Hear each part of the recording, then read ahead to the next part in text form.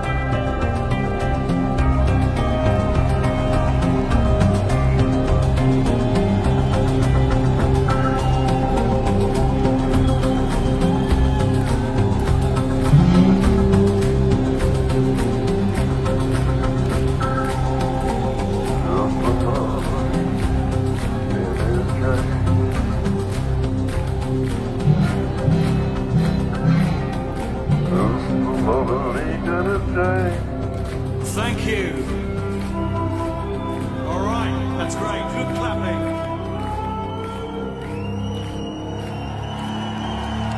Oh, God, children, better stop modeling.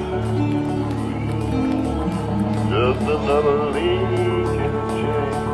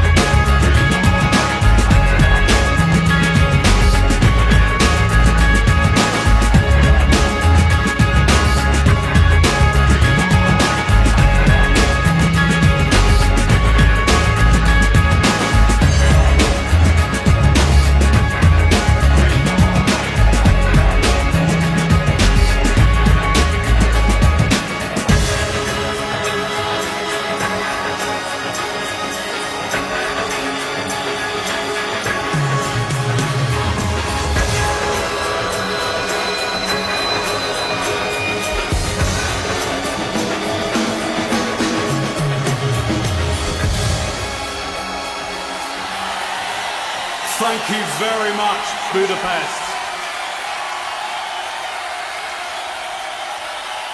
Yeah, that got you warmed up. Thank you. Cheers.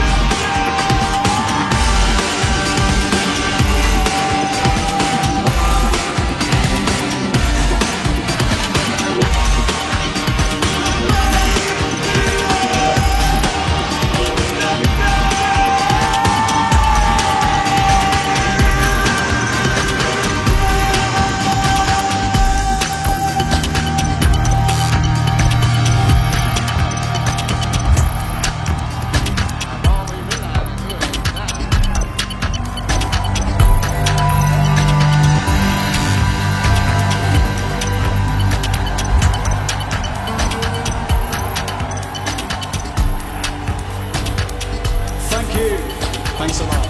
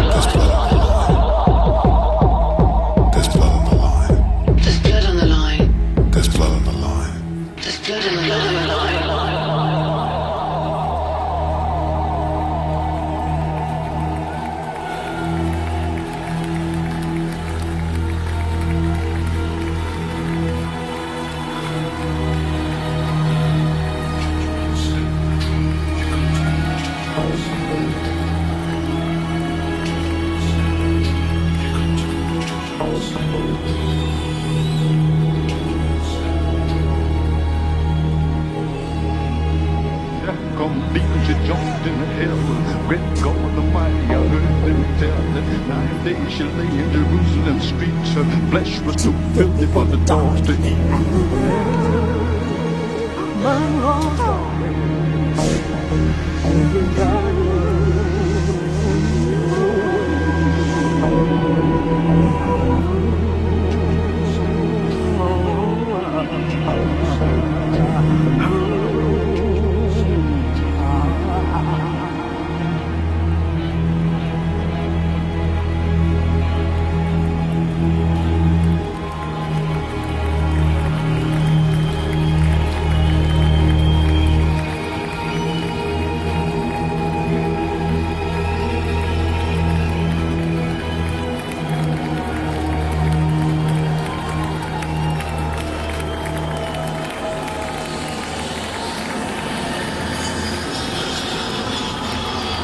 Thank you. Thank you very much, Mr. Paul Kendall. You've been brilliant. That's it. Good night. See you.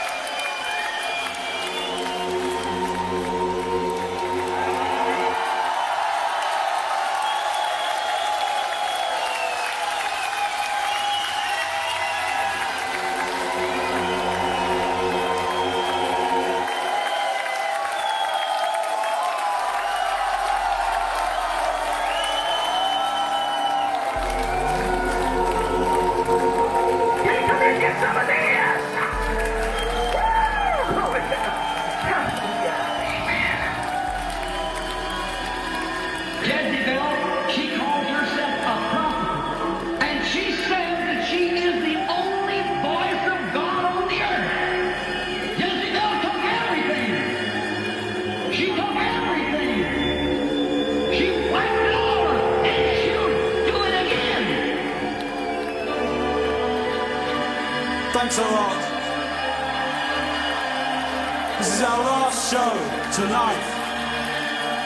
We want to hear you make as much noise as possible.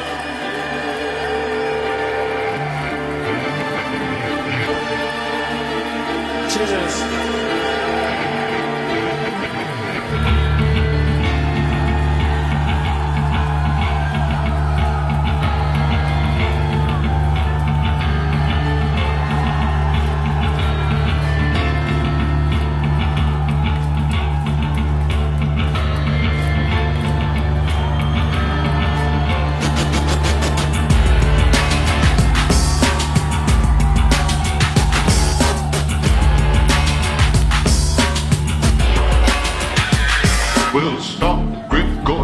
Tell him, listen to the story about Jezebel. Her sin was so wicked, Jehovah got angry. The soul went leaping and jumping into hell.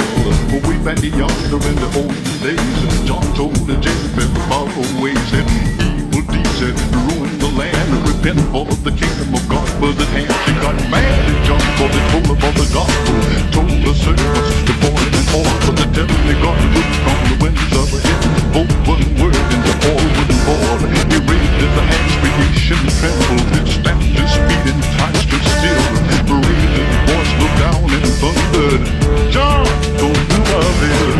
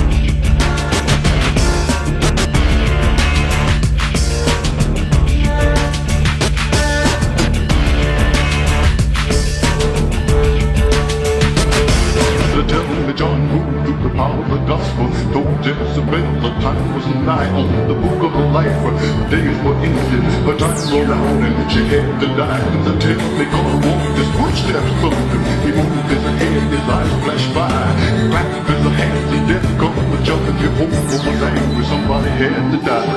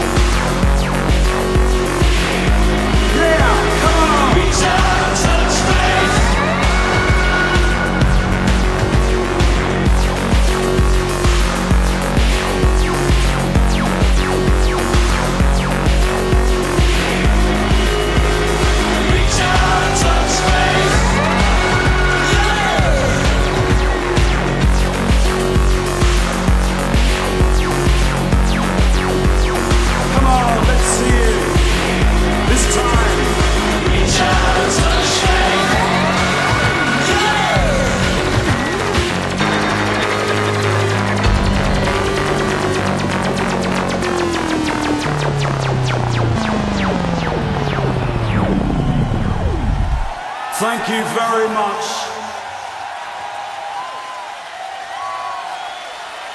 Mr. Paul Kendall, ladies and gentlemen. Thank you, been fantastic.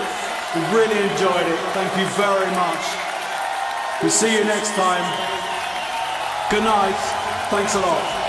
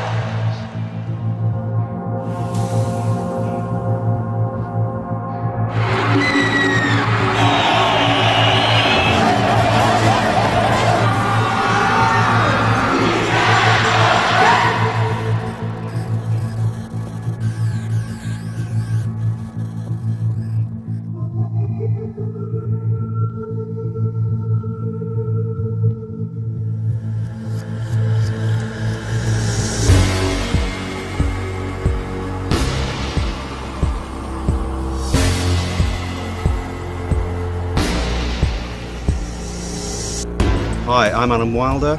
We're here at my home in Sussex in England. It's a beautiful Easter weekend, the hottest for 100 years. So it's nice to get outside and actually be able to show you the house where we've been putting together a huge auction sale. It started off as quite an embryonic idea of selling a few bits of my studio equipment that I no longer really need, and it's just grown into something much, much bigger than that. So it's been an exciting but very time-consuming effort to bring all this to you, and we think it's going to be really interesting. There's a website, you can see all that's in the sale on the site. This is very much designed to be a worldwide online event, but of course there is a live auction that takes place on the first weekend of September in Manchester. It's via a company called Amiga Auctions.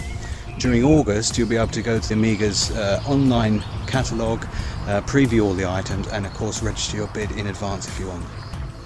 I've always been a collector. I've collected all the records, all the interesting, unusual, rare items that we've had over the years, and I discovered that I've got enough stuff really to keep a good collection for myself, but also pass on to the fans so many of the other interesting things.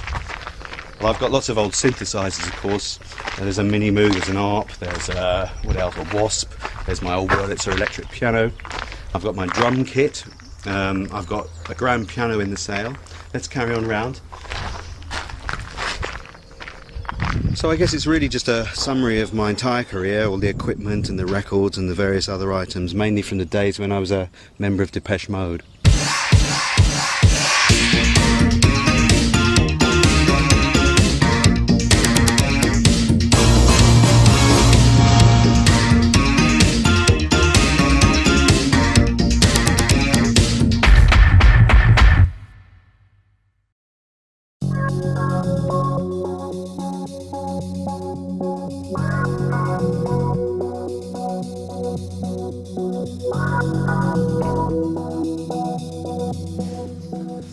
This is my dining room. This is one of the rooms in my house where we've been sorting out all this stuff for the auction. Cataloguing, testing equipment, researching online for information, and you can see our house has turned into a complete tip. Here's some of the items here that we're going to be selling. There's the guitar, the night guitar from the devotional tour. We've got loads of boxes of keyboards and stuff from my studio, which we're in the process of packing up, having tested it all out. Some discs. These are the live discs that, this is quite interesting actually, these are the live discs that I've found for all my various samplers, the emulators, and these are the floppy disks that go with the emulators. On this table here, we've got, these are all the tour programs that we found. And we put them into bundles and collections so that we have one of each Depeche Mode tour over the years, and I've signed them.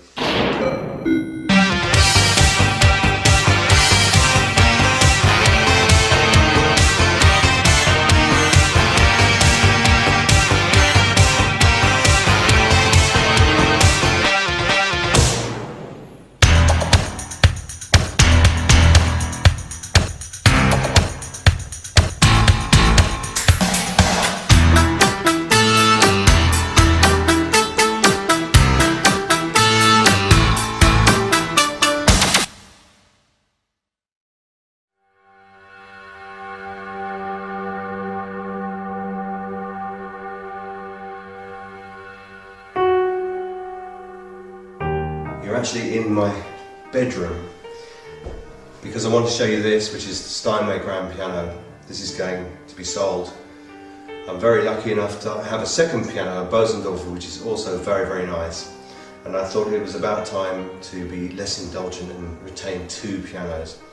It's beautiful. It's dates from about 1910. Built in New York. It's rosewood. It's a Steinway. And anyone who knows anything about pianos will know that Steinways are pretty much the Rolls Royce of piano. As I say, this is just a lovely example. It's in very good condition and it sounds great. In fact, it's so stable that I hardly even have to bother tuning it. Very occasionally I do have it tuned, but really it just retains its tuning.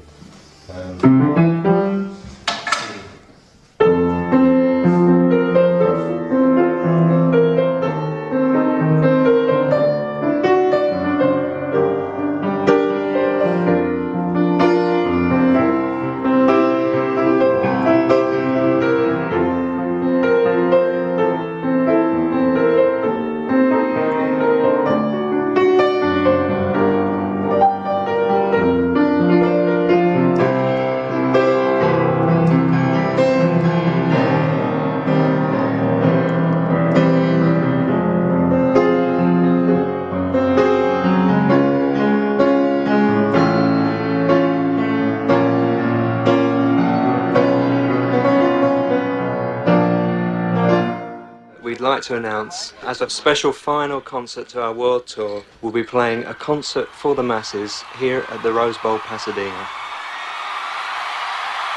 Good evening, Pasadena!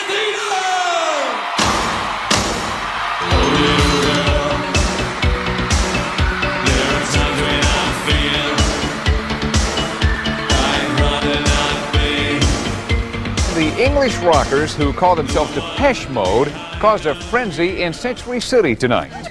It was a scene like the early days of Beatlemania. Hundreds of screaming fans turned out at the AMC Theater where the rock movie Depeche Mode 101 had its premiere. Very few outside had tickets. Didn't seem to matter, though.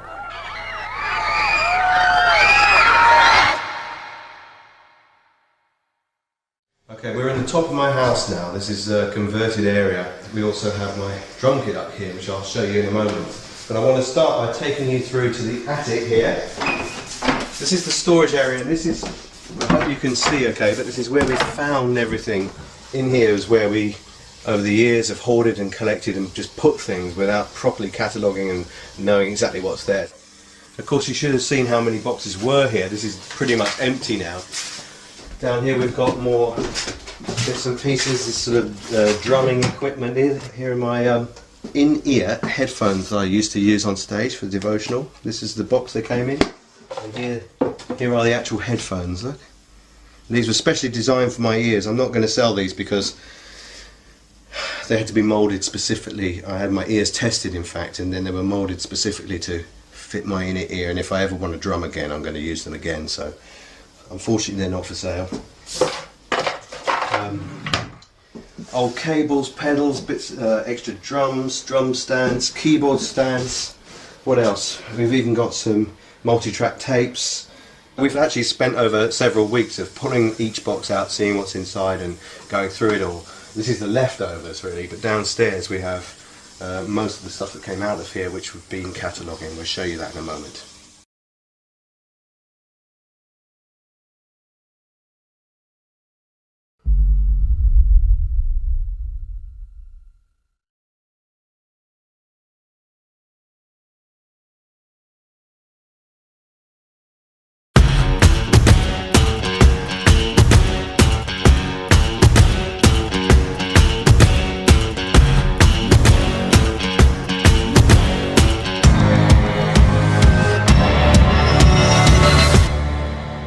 It took 10 years and 22 singles, but Depeche Mode is now the word in the music called progressive technopop.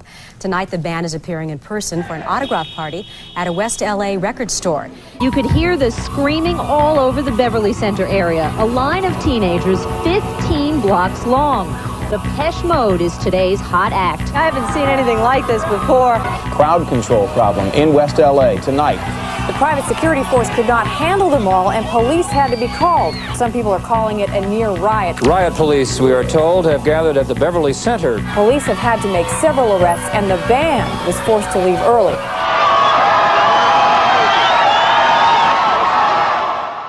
Enjoy the silence.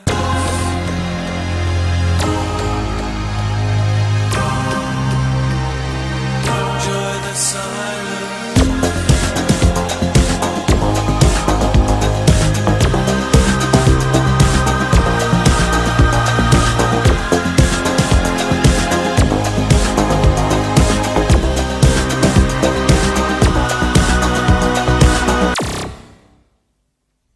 Of course, I've noticed that between us and slightly behind us there is a large drum kit.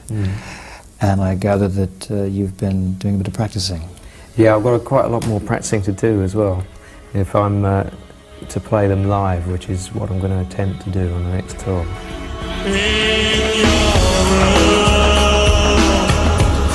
Where souls disappear, only you exist here. So this is the drum kit, the Yamaha drum kit that I used for the devotional tour in '93.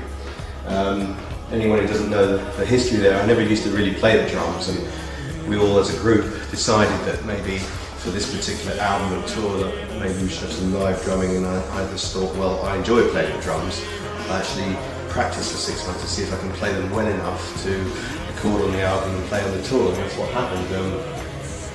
Unfortunately, I don't keep up the practice as much as I should do. It's a lovely drum kit, and I used to really enjoy playing it. I still do, really. I've got some extra snares and a couple of Noble and Cooley snares, which are really special snare drums.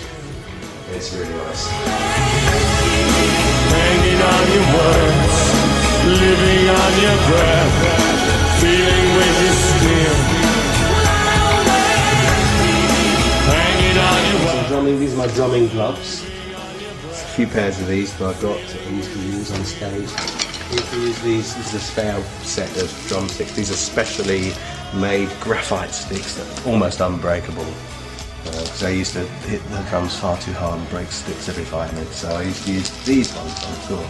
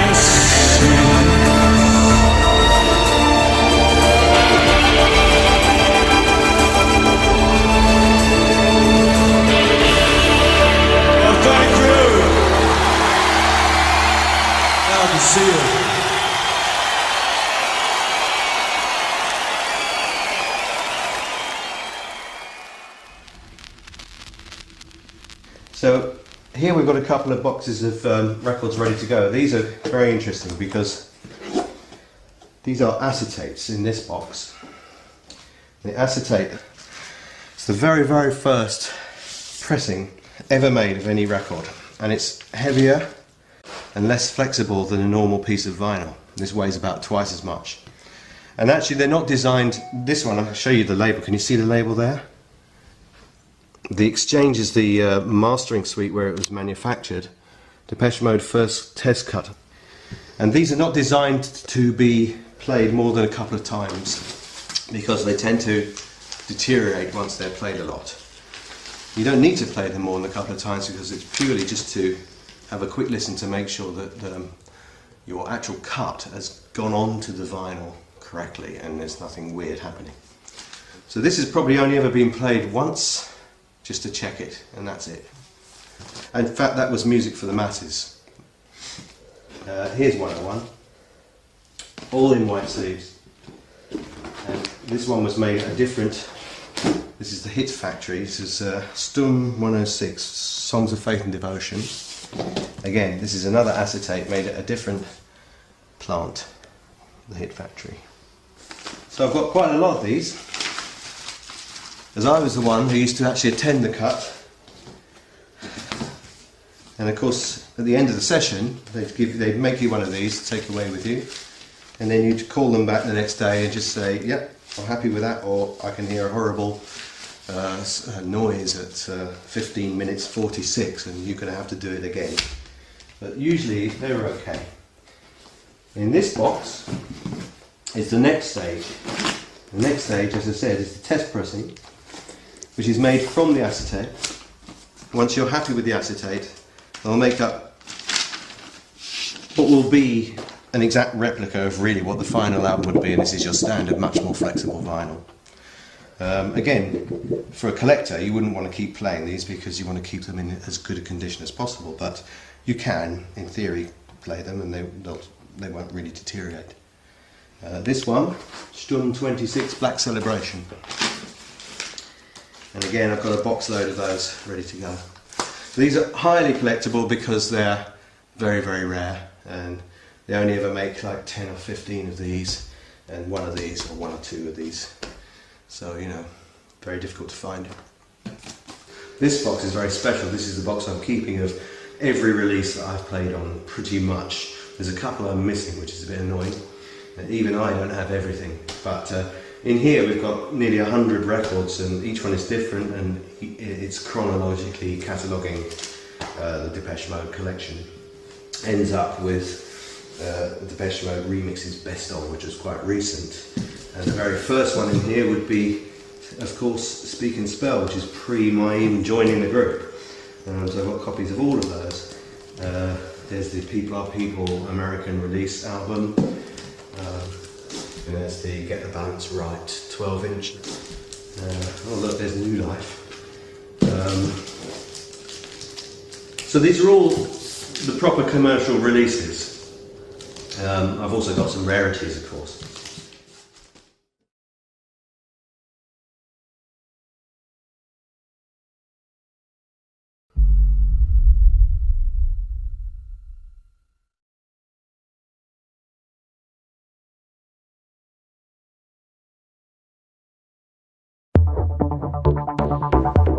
The Recoil project actually began sort of halfway through my existence with Depeche Mode in 1986 as a kind of side project, although I carried on being in the group for many years after that.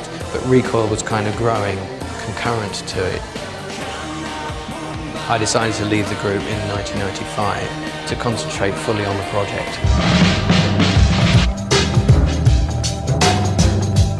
Let it slide, let it slide. Ignore me and everything I've done. For I am stupid, I am poison. The advantages of having a project like this is that it's very open. It can really be anything I want it to be at any time. Then come knocking, till the bell's going, said, "Come on, but ain't you ready to go on? The evil team's got a knock. You got to go to church and let you stand your time." I'm working instinctively and I'm trusting my intuition on things. So until I start to get a particular feeling from the music, unless it gives me a particular shiver, I reject it. So I end up with a series of soundscapes, if you like, that all have the kind of quality I'm looking for.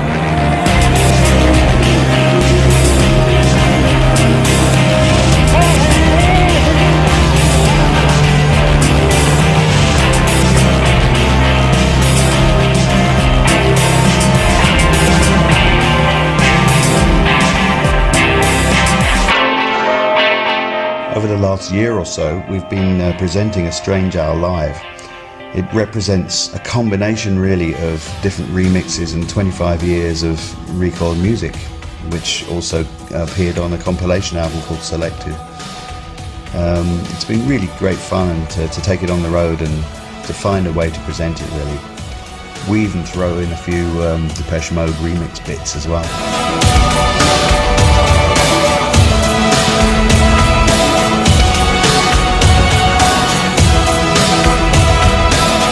Of course, getting back on the road was quite an experience for me, having not done it for such a long time.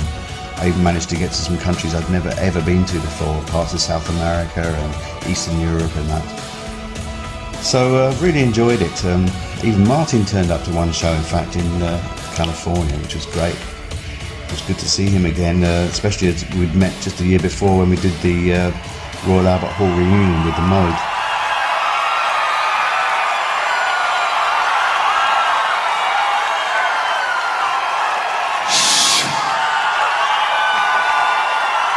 We've got a very special guest tonight, Alan Wilder.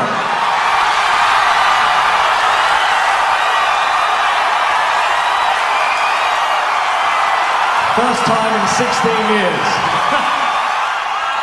Someone who'll help me see things in a different light.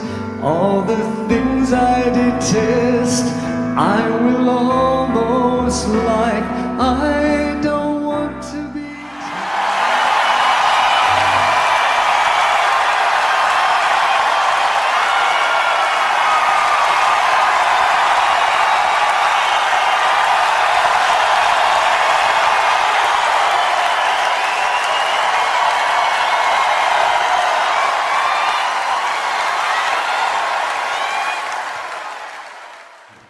come and have a look around here. You can see this is the stuff that's actually ready to go.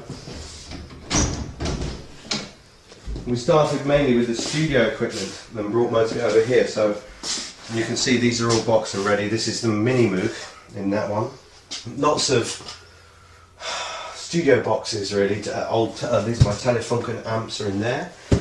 You got what else we got? My Wurlitzer piano right at the bottom in the box there, and etc. And here we've got stuff that we haven't quite got around to finishing off and testing properly. Still testing these keyboards today. They work up to a point. There's a couple that aren't working so well, but most of them do. They're very old, you know, these emulators don't stand the test of time really. They're a beautiful collectible item, but they tend not to work unless you get someone specialist to repair them. And I have actually found someone who's done some quite good work with these and got some of them up to good running order.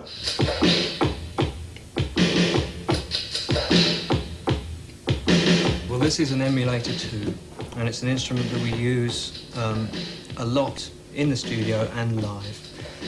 It's very versatile and very easy to use.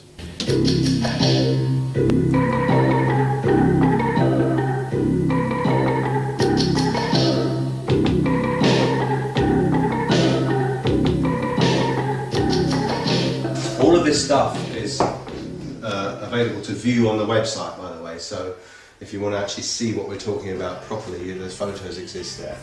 We've actually packaged away most of this stuff. All of this stuff is clothing. This is old leather coats, boots, stage clothing. Let me see you stripped down to the bone.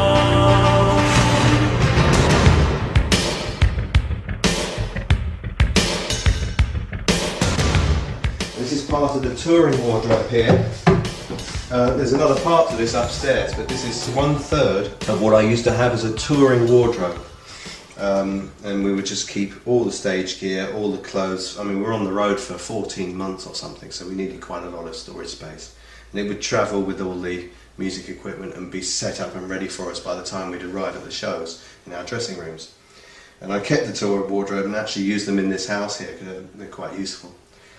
Artwork and posters, most of it's already been labelled, rolled up, signed and ready for delivery, so we can't show you the actual posters particularly. Although there's one here, watch this. There you go. One poster. I'm probably keeping that one. I'm really happy to say that this is the biggest selling record in the history of Depeche Mode. But I'm really happy to be here to present the Platinum album, and I want to thank Depeche Mode for the wonderful music that they've given us, and I'm sure everybody here for everything they've done in connection with making this group happen.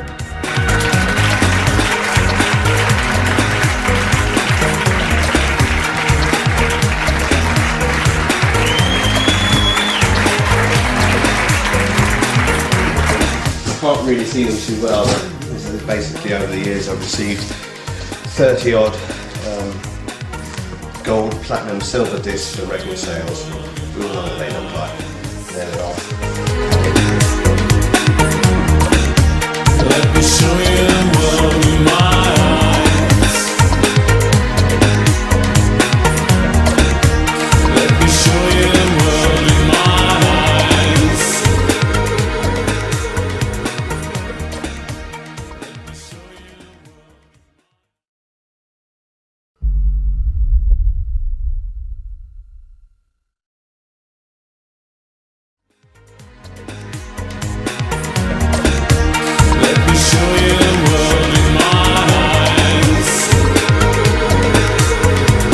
So we dug out the old Emaxes that I used to use on stage. This one here is the very Emax I use on the devotional tour, and I sent it off to a friend of mine who repaired them and managed to get this one going for us. So the bonus here is it still has loaded into it all the sounds I used on that tour, plus we've added another bank of sounds that we used in the Music for the Masses tour 87. And I haven't really had a chance to go through it properly. I'm just going to try them out now, so we'll see what we can find, shall we? So I've just loaded in the first one, so it seems to be a question of time, and I've got to find There's the riff. I think that's, there it is.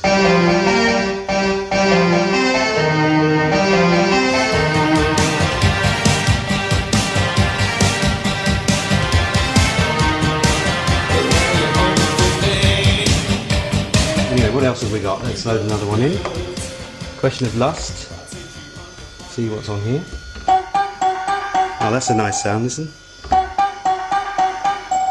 So sometimes we would assign a complete part to one key if it was a very complicated sound like this one. If you tried to play that, in fact that's only programmed on one key it seems. If you played it like this, it wouldn't sound very good, but you play it like this, you get the full reverb and all the other sounds. But the great thing about samplers is you can put any sound on there that, you know, it's not a synthesizer, it's a bit like a tape recorder. No, it must be a different key. Something like that.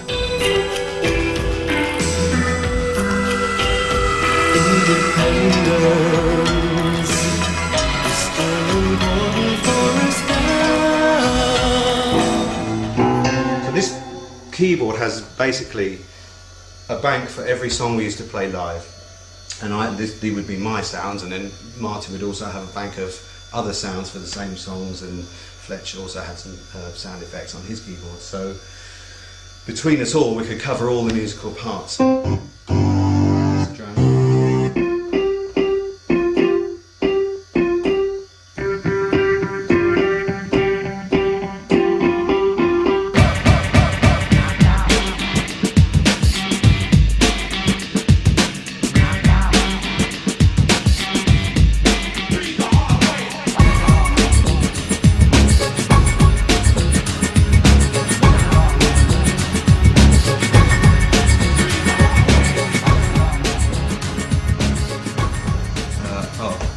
This one.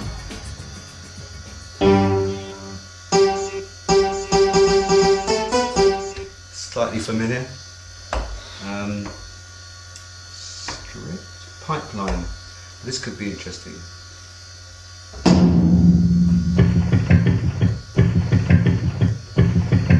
Now that's the motorbike idling sound, which was the very first emulator sound we ever came across. It was a factory sound that came with the emulator 1. And everyone will know it probably from Stripped. It's the main rhythmic part that forms the basis for that track. I believe when we played Pipeline, we did a live version, we wanted to create some kind of rhythm to play to, and we used that for Pipeline just for the live version. We must have done, because it's on, and I guess we would have sequenced it. In fact, the sequence will work on here. I don't know. Oh, wait a minute. Play. Yeah. It's already sequenced within the Emacs, and then we can play along to it.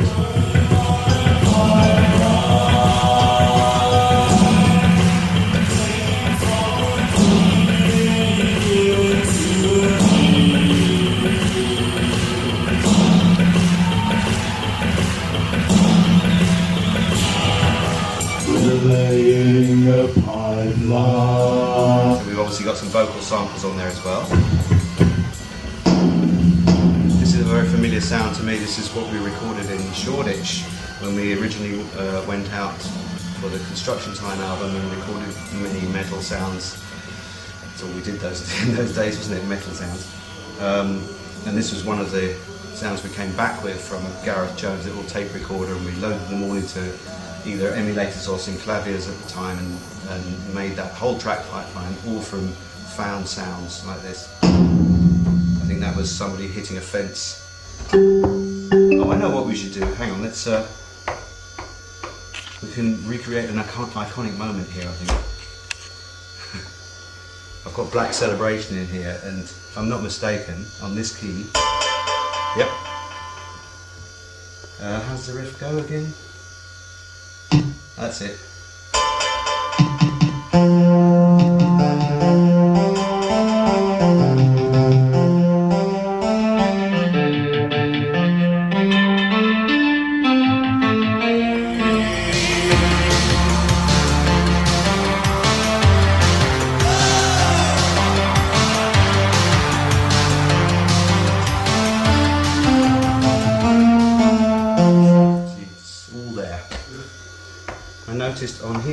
had I Want You Now, and this is quite interesting because this is the version we played just for the last tour.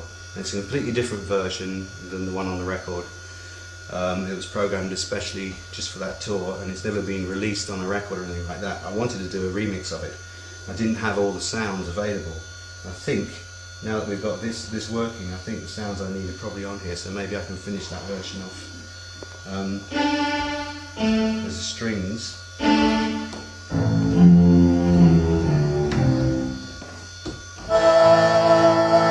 This is the middle 8 part.